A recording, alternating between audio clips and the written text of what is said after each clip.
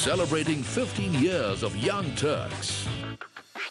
We are in conversation with Hari Menon, co-founder and CEO of Big Basket today. In terms of the contribution of the private label business to overall revenues, what does that stand at? How fast is that business growing over the next couple of years? What do you see that contribution coming in at? Currently, it contributes close to about 34% by value. Okay. Our private labels. And by the end of this year, which is March 2018, we will see that number grow to 40%, right? And that's what we're completely focused on.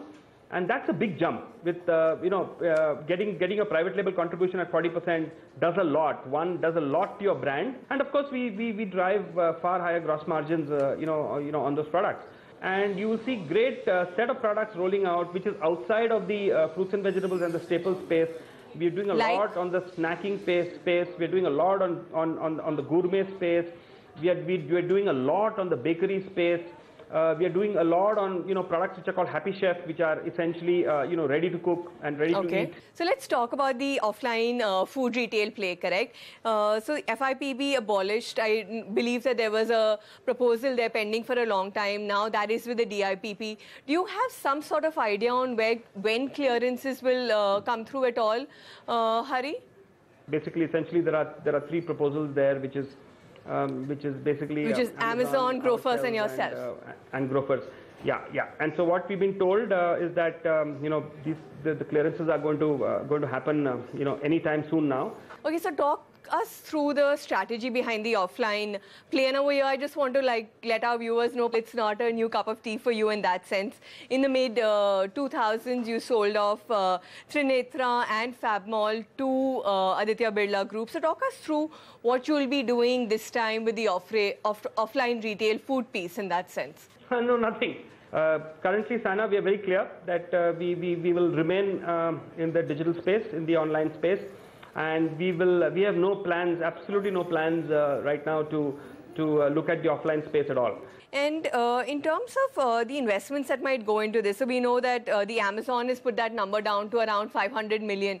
What is that number for you in terms of investments that might be put in, or something that you've allocated or demarcated notionally, at least as of now? Yeah, so that number is almost very similar. We've raised close to about 230 million already, and we expect to raise another possibly 150 to 200 million more, which then will take this company to a complete break-even, across all formats, across all cities, including corporate costs.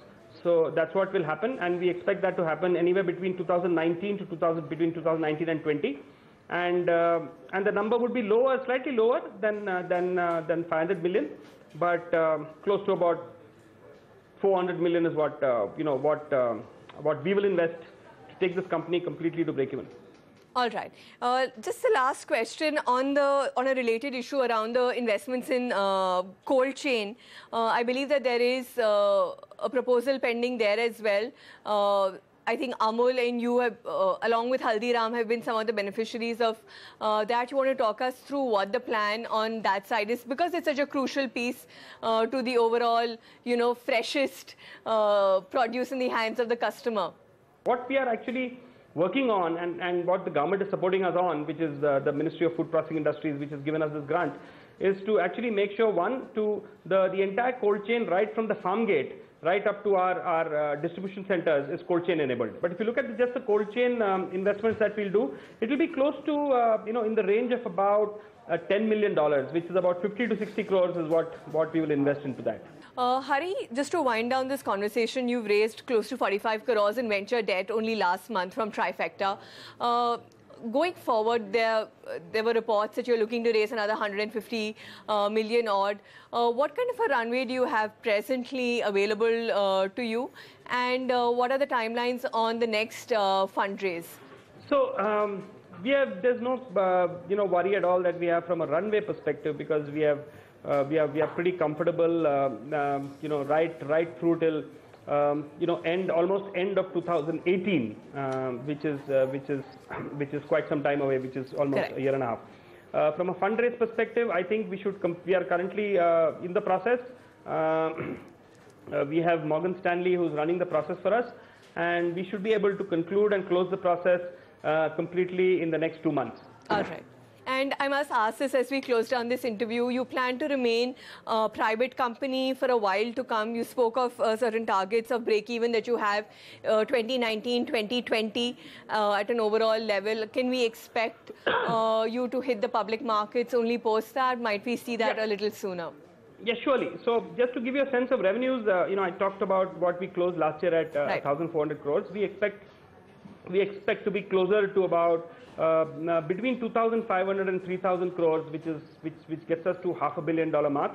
And in 2020, when we actually hit break-even, we will be $1 billion company, right? So we'll be upwards of about 6,500 to 7,000 crores is what we will hit. And at that time is when we would probably think of having conversations around things like IPO, etc. All right, let's hope for the best. Hari, thanks a lot for joining us on this program and talking to us. With that, it's a wrap on this edition of Young Turks. Tell us what you thought of the show. Write to us on Facebook or on Twitter. Till next time, thank you very much for watching. Celebrating 15 years of Young Turks.